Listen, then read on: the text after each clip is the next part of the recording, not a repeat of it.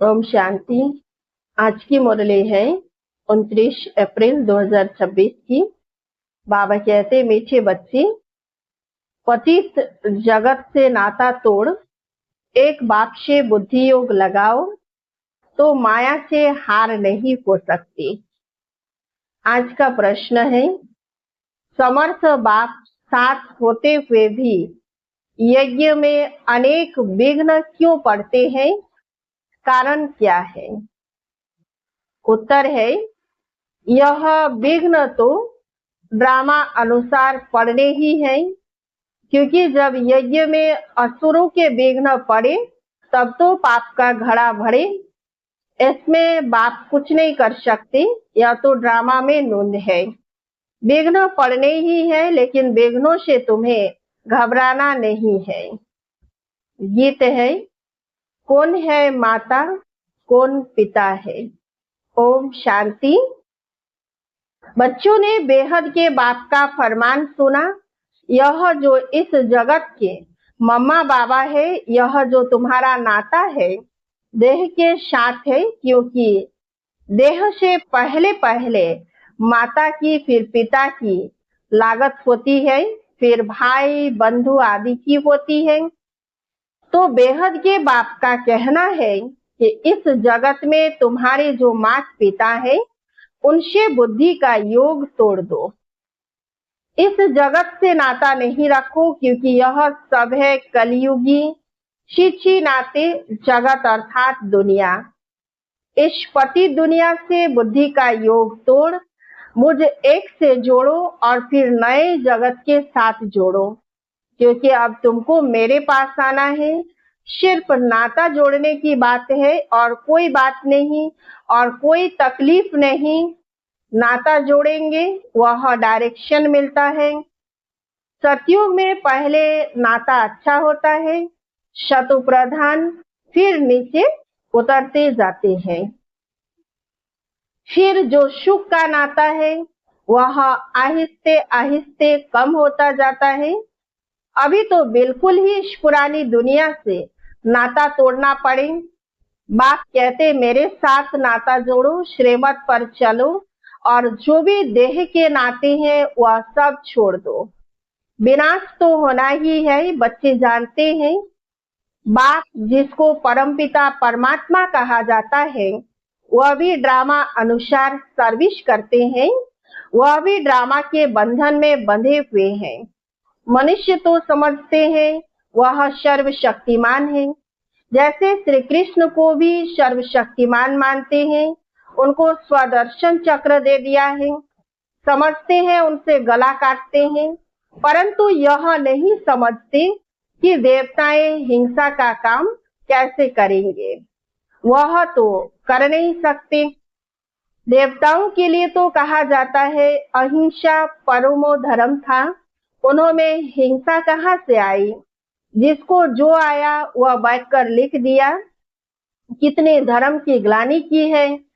बाप कहते हैं इन शास्त्रों में सच तो बिल्कुल आटे में नमक मिसल है। यह भी लिखा हुआ है कि रुद्र ज्ञान यज्ञ रचा था, उसमें असुर विघ्न डालते थे, अबलाओं पर अत्याचार होते थे। वह तो ठीक लिखा हुआ है। अभी तुम समझते हो शास्त्रों में सच क्या है झूठ क्या है। भगवान खुद कहते हैं इस रुद्र ज्ञान यज्ञ में विघ्न पड़ेंगे जरूर, ड्रामा में नूंद है। ऐसे नहीं कि परमात्मा साथ है तो विघ्न को हटा देंगे। इसमें बाप क्या करेंगे? ड्रामा में होने का ही है। यह सब विघ्न डाले तब तो पाप का घड़ा भरे ना। बाप समझाते हैं ड्रामा में जो नूंद है वही होना है। असुरों के विघ्न जरूर पड़ेंगे। अपनी राजधानी जो स्थापन हो रही है, आधा कल्प माया के राज्य में मनुष्य कितना तमोप्रधान बुद्धि भ्रष्टाचारी बन जाते हैं। फिर उनको श्रेष्ठाचारी बनाना बाप का काम है ना। आधा कल्प लगता है भ्रष्टाचारी बनने में, फिर 1 सेकंड में बाप श्रेष्ठाचारी बनाते हैं। निश्चय होने में देरी थोड़ी ही लगती है। ऐसे बहुत अच्छे बच्चे हैं जिन्हों को निश्चय होता है झट प्रतिज्ञा करते हैं, परंतु माया भी तो पहलवान है ना, कुछ ना कुछ मनसा में तूफान लाती है। पुरुषार्थ कर कर्मणा में नहीं आना है। सब पुरुषार्थ कर रहे हैं, कर्मातीत अवस्था तो हुई नहीं है। कुछ न कुछ कर्मेंद्रियों से हो जाता है। कर्मातीत अवस्था तक पहुंचने में बीच में विघ्न जरूर पड़ेंगे, बाप ने समझाया है।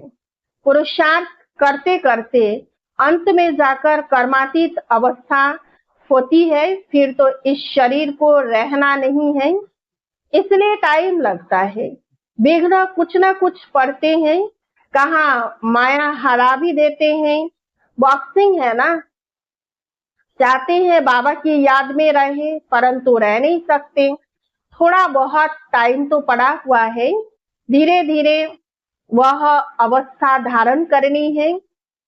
कोई जन्मते ही राजा तो नहीं होता है, छोटा बच्चा धीरे धीरे बड़ा होगा ना, इसमें भी टाइम लगता है। अब तो बाकी थोड़ा समय रहा है, सारा मदार पुरुषार्थ के ऊपर है, अटेंशन देना है। हम कैसे भी करके बाप से वर्षा लेंगे जरूर, माया का सामना जरूर करेंगे, इसलिए प्रतिज्ञा करते हैं। माया भी कम नहीं है, हल्के से हल्के रूप में आती है, रुस्तम के सामने अच्छा जोर मारती है। यह बातें कोई शास्त्रों में नहीं है।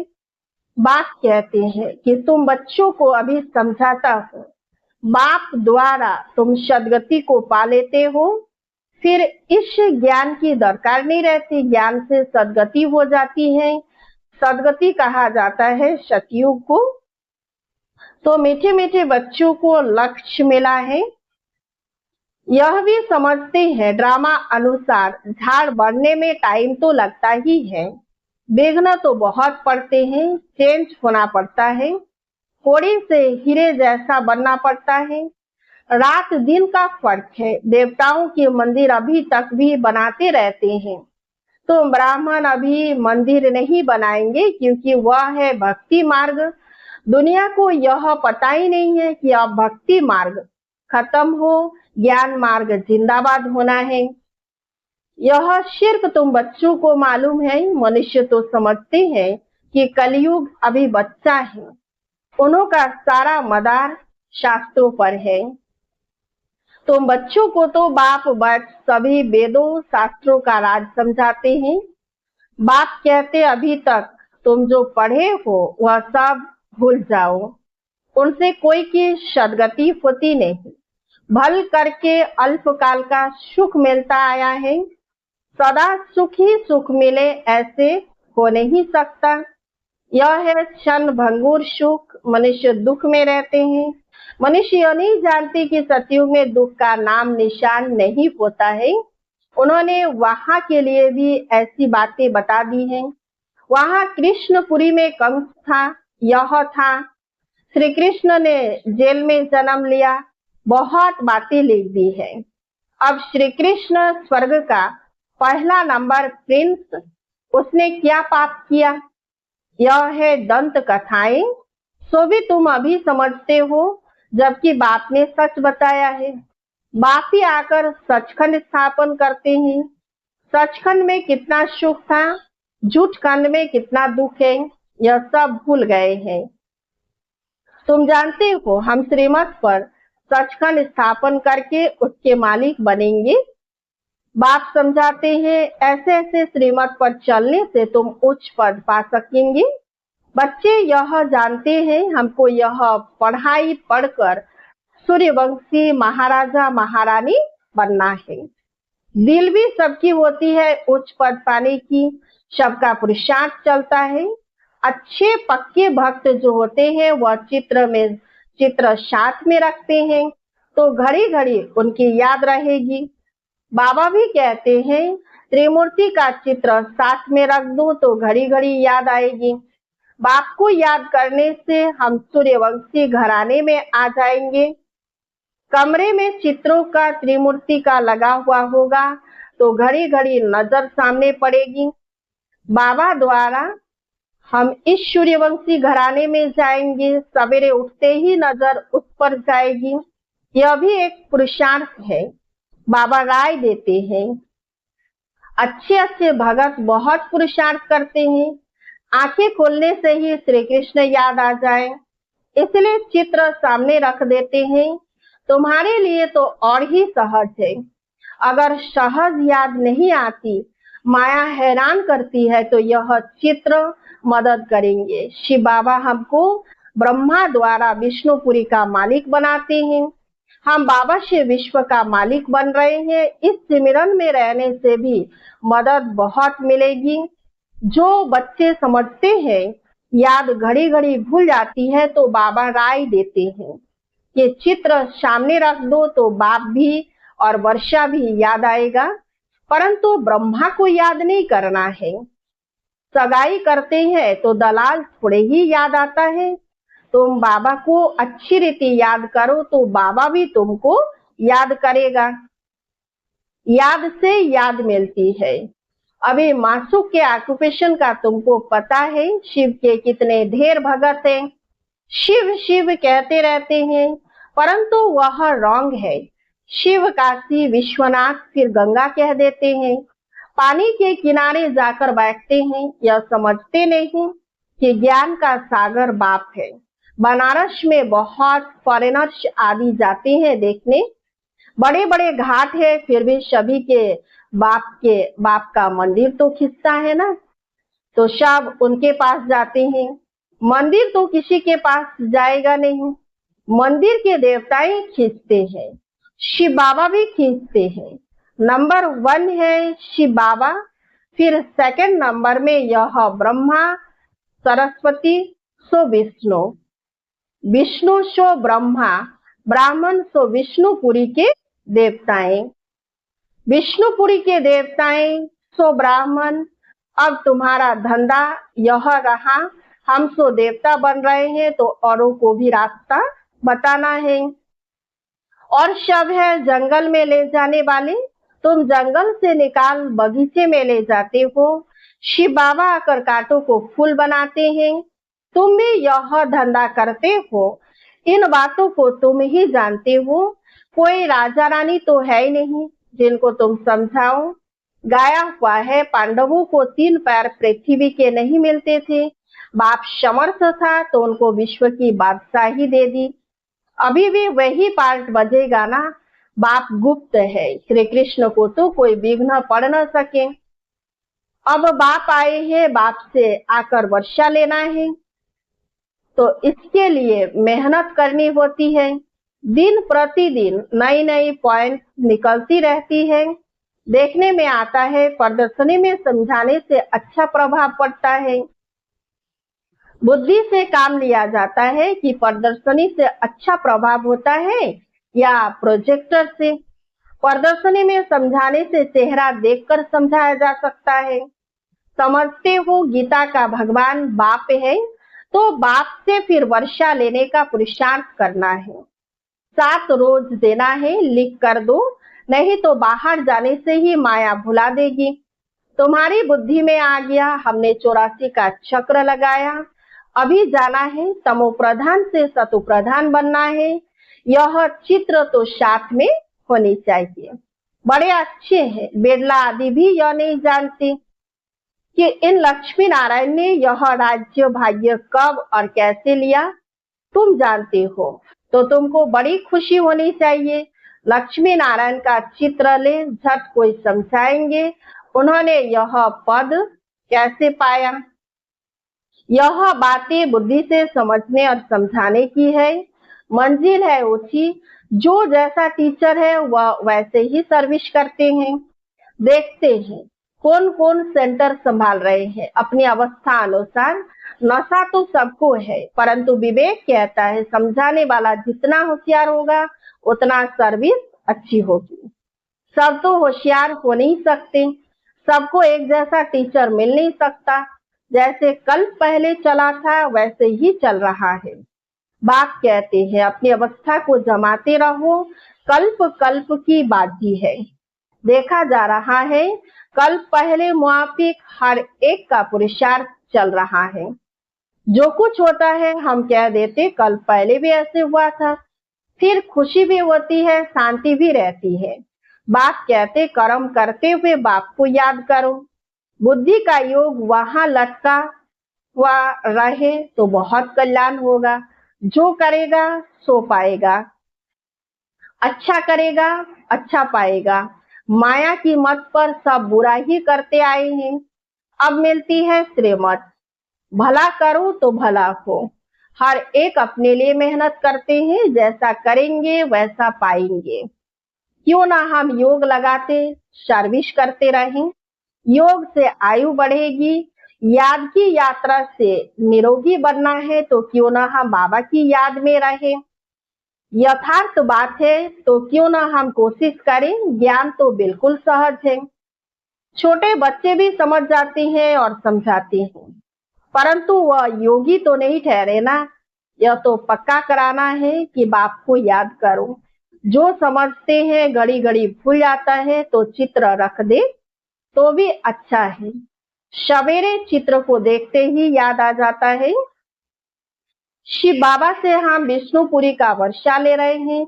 यह त्रिमूर्ति का चित्र ही मुख्य है, जिसका अर्थ तो तुमने अभी समझा है। दुनिया में ऐसे त्रिमूर्ति का चित्र और कोई के पास है नहीं।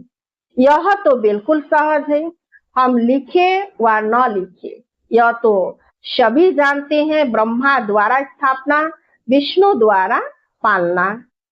अच्छा, मीठे मीठे सिकिलधे बच्चों प्रति माता पिता बाप दादा का याद प्यार और गुड मॉर्निंग। रूहानी बाप की रूहानी बच्चों को नमस्ते। हम रूहानी बच्चों की रूहानी बाप दादा को याद प्यार और गुड मॉर्निंग। नमस्ते नमस्ते नमस्ते। धारणा के लिए मुख्य सार 1 नंबर है, माया की बॉक्सिंग में कभी भी हार ना हो, इसका ध्यान रखना है। कल पहले की स्मृति से अपनी अवस्था को जमाना है, खुशी और शांति में रहना है।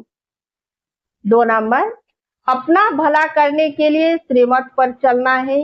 इस पुरानी दुनिया से नाता तोड़ देना है। माया के तूफान से बचने के लिए चित्रों को सामने रख बाप और वर्षे को याद करना है। आज का वरदान, मनन द्वारा बाप की प्रॉपर्टी को अपनी प्रॉपर्टी बनाने वाले दिव्य बुद्धिमान भव। बाप द्वारा जो भी खजाना मिलता है उसे मनन करो तो अंदर समाता जाएगा। प्रॉपर्टी तो सबको एक जैसी मिली हुई है, लेकिन जो मनन करके उसे अपना बनाते हैं उन्हें उसका नशा और खुशी रहती है।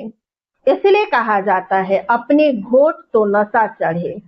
जो मनन की मस्ती में सदा मस्त रहते हैं उन्हें दुनिया की कोई भी चीज उलझन आकर्षित नहीं कर सकती।